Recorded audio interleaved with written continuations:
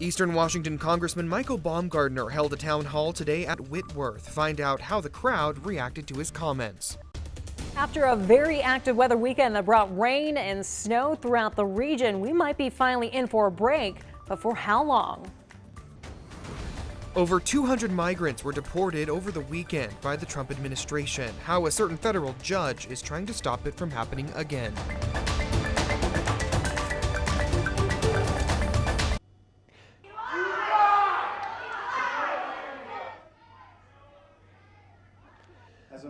Good evening, everybody, and thanks for joining us for KREM 2 News. Happy St. Patrick's Day. I'm Christian Garza. Mark has the night off.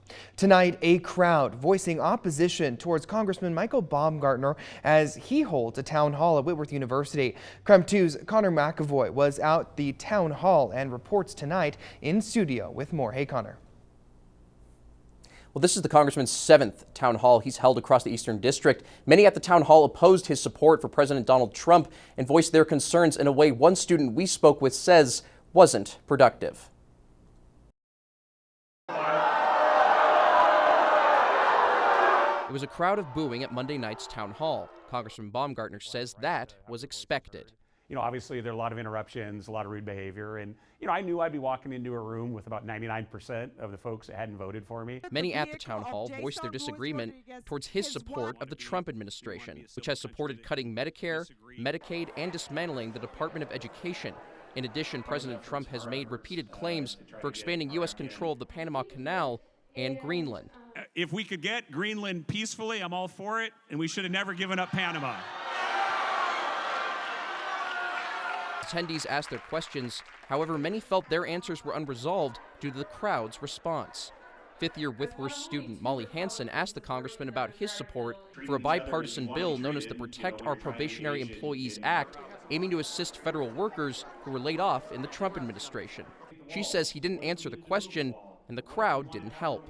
I felt like because he had so many questions that were an attack at him earlier, people who had a lot of concerns, they're all valid. He was expecting a question from me that was another attack. Hansen says Monday's town hall showed there needs to be a compromise in how they're conducted. I was worried that during my own question even, that they were going to respond poorly to it because I was in support of something that he had done in the past. She says going forward, she hopes town halls are done civilly. And there might be 1,000 steps before we actually do anything productive. But doing nothing is the worst thing we could do.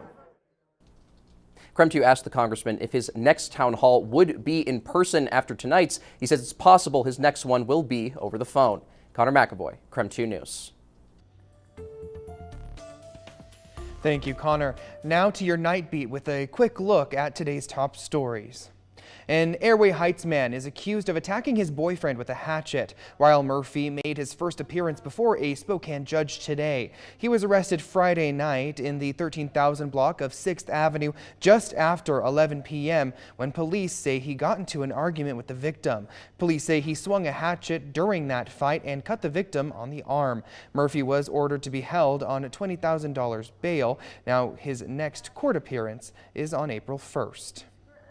Big concerns for Kootenai County as Idaho Governor Brad Little issued a state disaster declaration for emergency efforts following flooding in Kootenai County. The governor writes, quote, "The combination of damaged infrastructure and rising runoff creates a dangerous scenario. Taking these steps are critical to preventing further damage and protecting the public as Idaho heads into spring," end quote. Additionally, his office says rainfall and spring runoff in the 4th of July Creek has caused damage to floodgates and culverts. Right now, officials are concerned runoff could create more intense issues for the floodgate structure and even the properties in the area.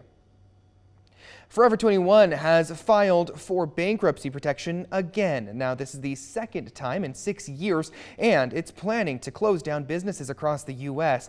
As operations wind down, the stores will hold liquidation sales. The Forever 21 in the Spokane Valley Mall will be one of 350 locations holding a sale. Meanwhile, overseas locations will continue to operate. Finally, it's a sad day for dog lovers as Bark Rescue Pub has announced they're not renewing their lease and will be closing their doors. The pub first opened back in August of 2020, and over 5 years they have helped over 1,300 animals find their forever homes and donated $90,000 to the Spokane Humane Society. The pub shared on social media they will be closing their doors on April 12th. Well, that was a look at your night beat. Now, for more on these stories, just head to our website, KREM.com. Switching things over to weather tonight, let's bring in meteorologist Cody Proctor now. Now, Cody, I figured with it being St. Patrick's Day that we might have, a little bit of luck on our side and gotten some nicer weather, but these last few days have been very mucky, for lack of a better term. Now, are the next couple days going to be much better or what? Well, if you wanted luck for better weather, you should have waited for tomorrow because that's when we could be seeing our next round. But as we take a look outside over Lake Coeur d'Alene, we're seeing our temperatures currently at 34 degrees right now with partly cloudy skies, winds coming out the west-southwest at 8 miles per hour. Over around our region, we're mostly in those 30s to 40s for us, seeing some clearer skies around Coeur d'Alene at this time, a little cloudy around Sandpoint. And from what I have been tracking when it comes to our winds around the region, we've been seeing those temperatures mostly calm to light, but when is now at 17 miles per hour tonight as we take a look at those current wind speeds. In the meantime, as we take a look at our Doppler radar map at this time, we've been seeing some scattered showers throughout much of this evening. Looks like that is finally starting to die down for us. So a big change from earlier in the day where even the Palouse got some snow this morning. As we head into tomorrow, prepare for a pretty dry start to the day. We're also looking at a very chilly start for the day, so just be prepared for that. But the next few days, we could be seeing mostly sunshine tomorrow. See, there you go, Christian. Wednesday could see a high in the low 50s. However, Thursday could be a little, more active to say the least.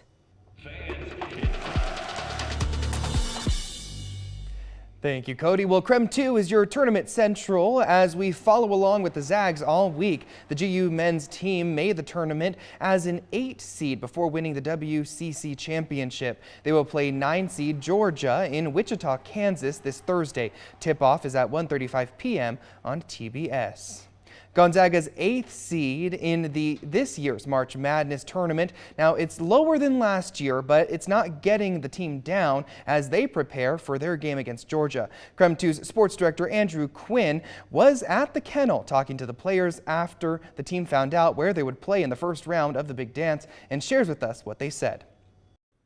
Well, there was some uncertainty heading into Selection Sunday for the Gonzaga Bulldogs as pundits and bracketologists had the Zags seeded anywhere from 6 to 9. Well, the Zags are the 8 seed in the Midwest region, despite the fact that St. Mary's earned a 7 seed and the Zags just beat them for the WCC championship, and GU is also a top 10 team in the net rankings. However, despite all of that, this team is just focused on getting right back out on the court and continuing with this positive momentum they have heading into the NCAA tournament. Extremely grateful that we got the opportunity to be a part of this tournament. We know it's not an easy tournament to qualify for, so we're just glad that we can continue to play on in March. This is our best form of basketball right now, I think. It's been a very up and down year, but I think we finally are starting to find our stability and our comfort level of our play, and yeah, man, I think our momentum is just where we need, just what we needed, going into this tournament. Getting that win against St. Mary's gives us a huge burst of confidence,